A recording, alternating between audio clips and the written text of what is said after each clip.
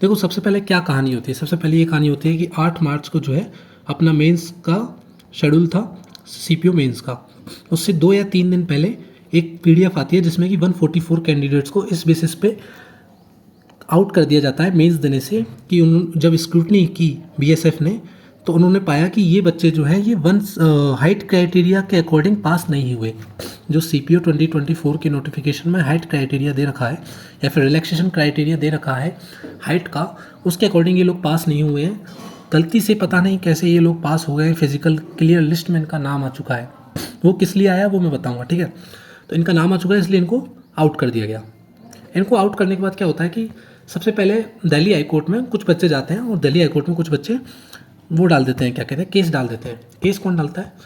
ये कोई पर्सन है, जैसा कि आप देख सकते हो in the high court of Delhi at New Delhi, कोई लिम्पिटू करके पर्सन है, ठीक है ना। लिम्पिटू करके कोई पर्सन है, इन्होंने एसएससी स्टाफ सिलेक्शन कमीशन के अगेंस्ट केस डाला।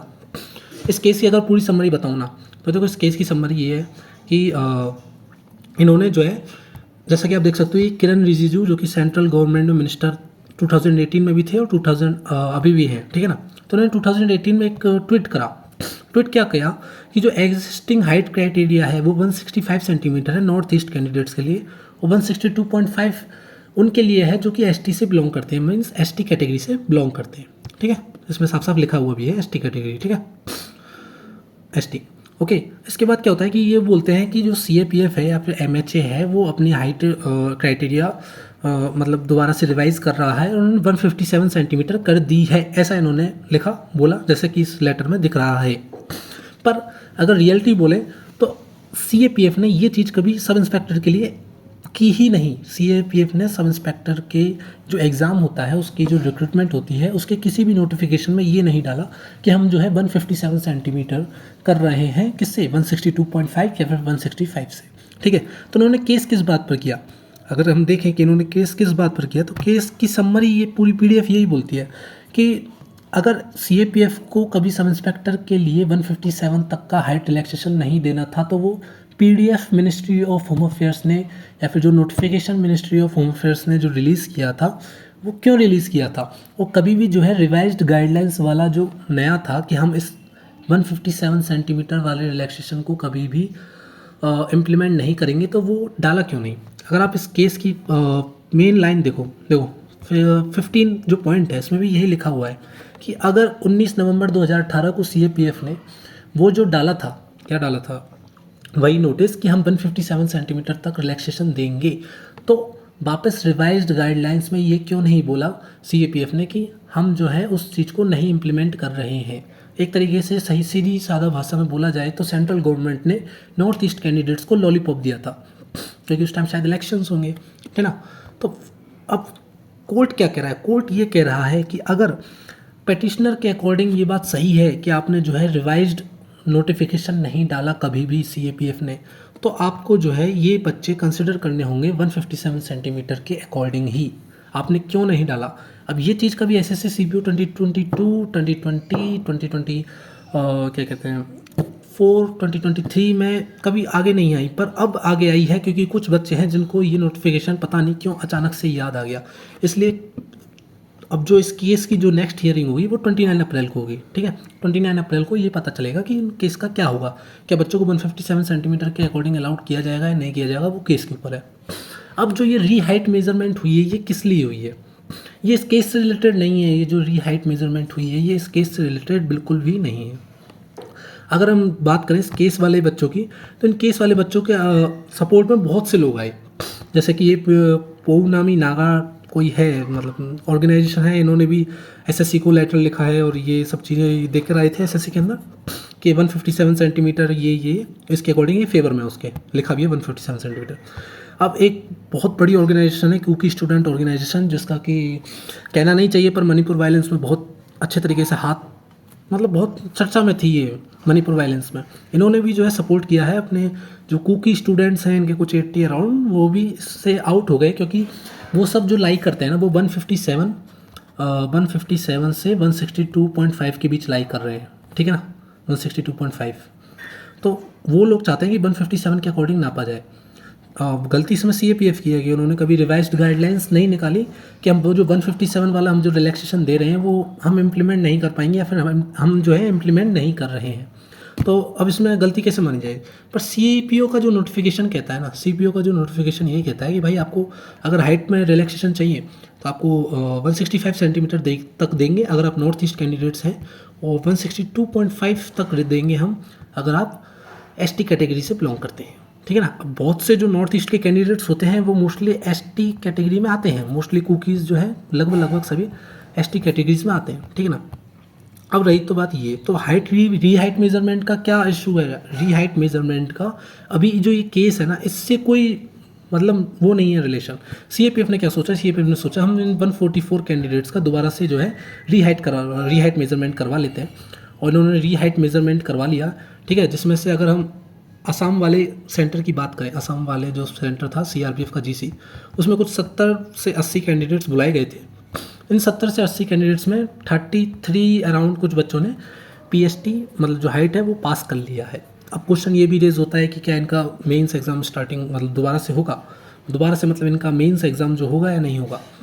एक दूसरी जगह हो रहा है, गाज़ियाबाद में इनका भी री हाइट मेजरमेंट हुआ था, तो इस तरह से भी कुछ 12 से 13 स्टूडेंट बुलाए गए थे री हाइट मेजरमेंट के लिए, और वो जो है उनमें से 3 या कुछ 4 पास हो गए हैं। ठीक है ना।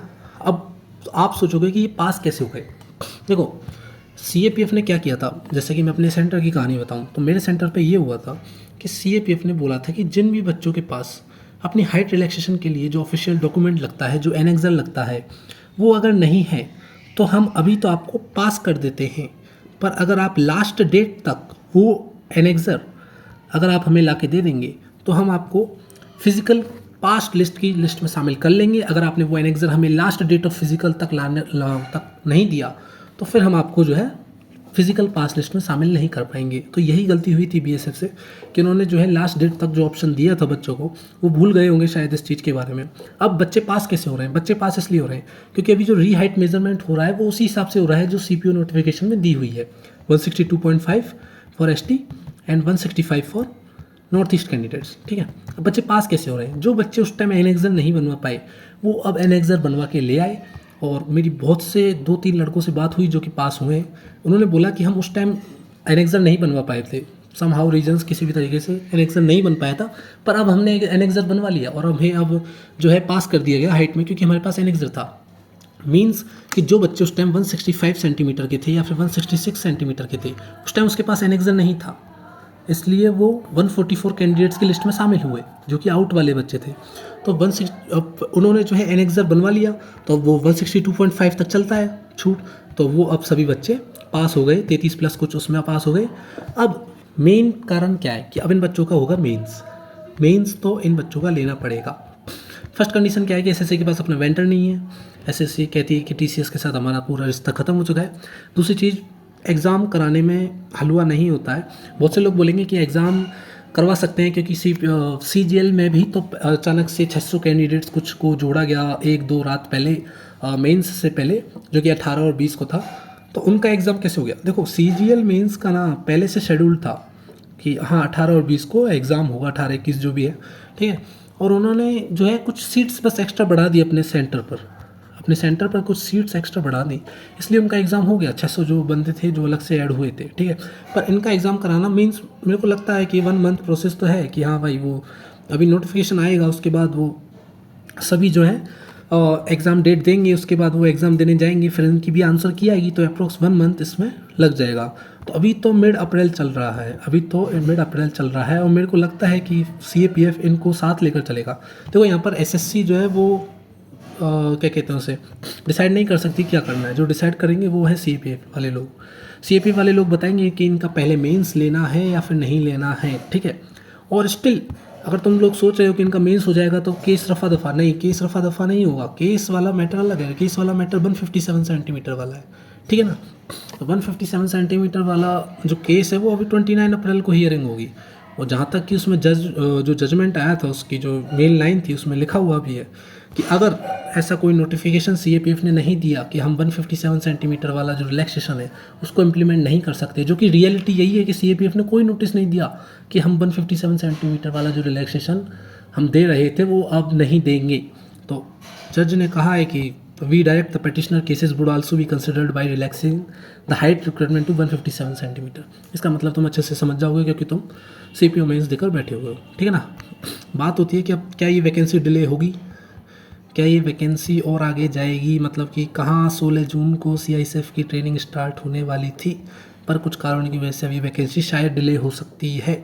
एटलीस्ट अभी मान लो मिड अप्रैल चल रहा है, तो मिड अप्रैल चल रहा है तो मेरे को लगता है कि शायद कुछ दिनों में नोटिस आएगा और उनकी मेंस की डेट आएगी और मिड मई या लास्ट मई तक इनका एग्ज़ाम हो जाएगा, ठीक है ना।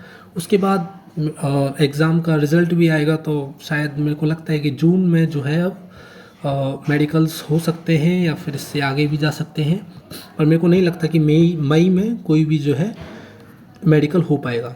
इसलिए आप जो है रोज़ाना मेडिकल लिस्ट या फिर अपनी मेडिकल डेट का इंतज़ार करते हुए टाइम पास ना करें और अपने अच्छे से पढ़ाई करते रहें, क्योंकि ये वैकेंसी अब शायद लंबी खिंच सकती है just because of case and these 144 candidates.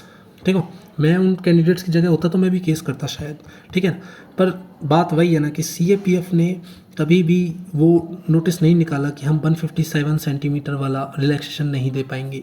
वो बस CPO के जो नोटिफिकेशन आती थी उसमें ही हाइट रिलैक्सेशन क्राइटेरिया बता देते थे कि 162.5 ही माना जाएगा। अब आई डोंट नो क्यों ये चीज़ें सिर्फ CPO 2024 में ही याद आई लोगों को, 2020 में नहीं आई, ठीक है, 2019 या फिर 2022 वाले एग्ज़ाम में नहीं आई, 2023 वाले एग्ज़ाम में नहीं आई, क्योंकि 2021 में तो एग्ज़ाम ही नहीं लगा था CPO का। तो पता नहीं क्यों 2024 में ही ये चीज़ें याद आई हैं, क्योंकि सबको पता है CAPF 2024 में वैकेंसी अच्छी खासी हैं, जिसके कम मार्क्स हैं उनके भी चांसेस हैं। और मैंने जो 144 कैंडिडेट्स की जो लिस्ट थी उसको भी देखा था, उसमें बहुत से बच्चों के मार्क्स समहाउ मैंने पता लगा लिए थे।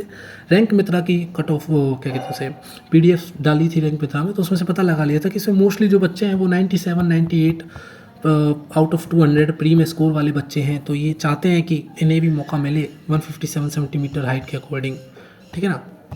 तो ये बात थी पूरी, वैकेंसी में भी डिले हो सकती है और होगी भी शायद, तो यही चक्कर था, ठीक है। बात अगर समझ में आ गई हो तो थैंक यू, सब्सक्राइब कर देना, जय हिंद।